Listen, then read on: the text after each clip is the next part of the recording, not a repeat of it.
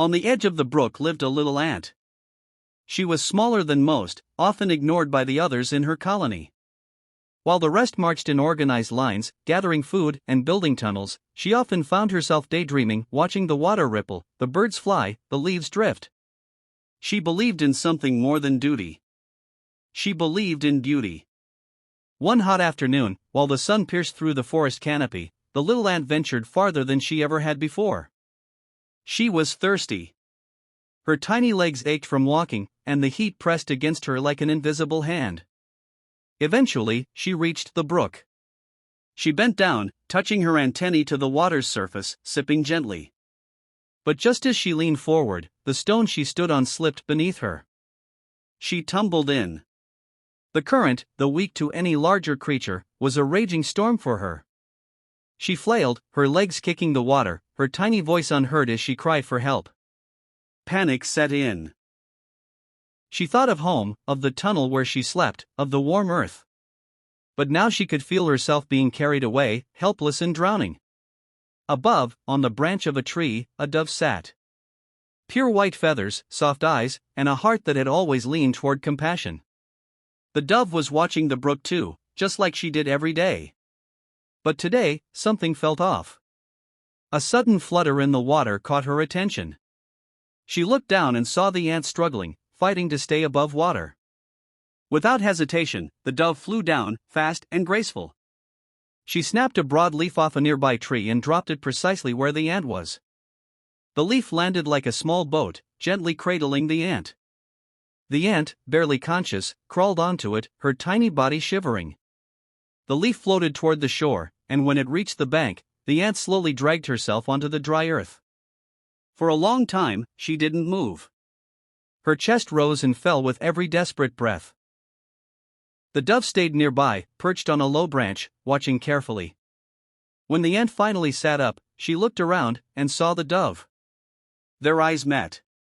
No words were exchanged, none were needed. The dove nodded once, and then flew back to her tree. The ant never forgot.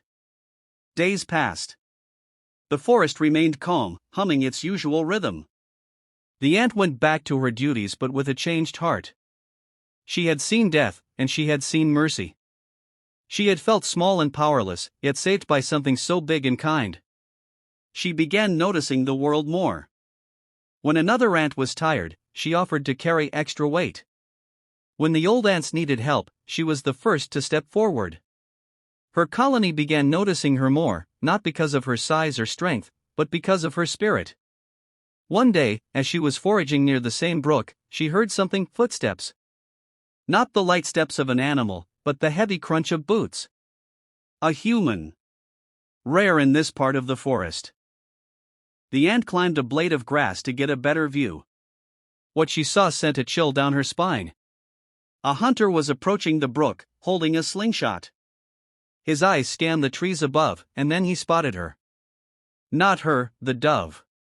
She was resting on a branch, peaceful as always, unaware of the danger. The hunter loaded his slingshot and took aim. He steadied himself, drew the elastic back, his fingers ready to release death in an instant. The ant didn't think. She ran. She raced across the ground, climbed up the hunter's boot, crawled inside, and bit his ankle as hard as she could. The man let out a yell, startled by the sudden pain. He stumbled back, and the shot misfired. The stone flew in the wrong direction, hitting the trunk of a tree. The dove, alarmed by the noise, flapped her wings and took off into the sky, soaring out of reach. The ant quickly jumped to safety as the hunter cursed and walked away, rubbing his ankle. He would never know what had bitten him, or why. The dove flew in circles above the trees, then returned to her favorite branch, now cautious but unharmed. She looked down, and saw the ant once again. Their eyes met for a second time. The dove cooed softly, and the ant raised one leg, as if waving. Kindness returned. The story of the ant and the dove became a whisper among the trees. Birds would chirp it to their chicks, and ants would pass it down through the tunnels.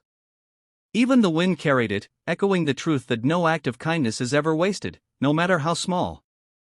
In time, the ant grew old.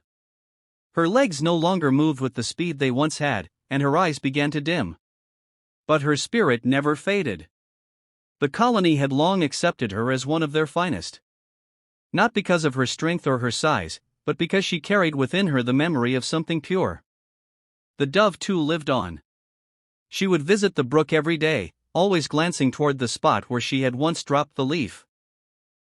Sometimes, she'd see other ants there, sipping water, safe and unafraid. She would smile, in her own way.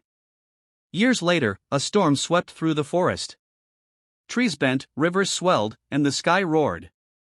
When calm finally returned, much had changed. The brook's course had shifted. New plants grew where old ones fell. But among the changes, one thing remained. A tiny carving on a tree trunk, made not by hands but by nature itself. A shape that resembled a leaf, resting on water. And under that, if you looked close enough, you could see a line of ants marching in silence. Because kindness, once given, never dies. It lives on. In the stories we tell, in the lives we touch, and in the moments we least expect. The ant and the dove, two creatures from different worlds. One tiny, one free. Both changed forever by one simple act. And maybe that's all it ever takes. One moment.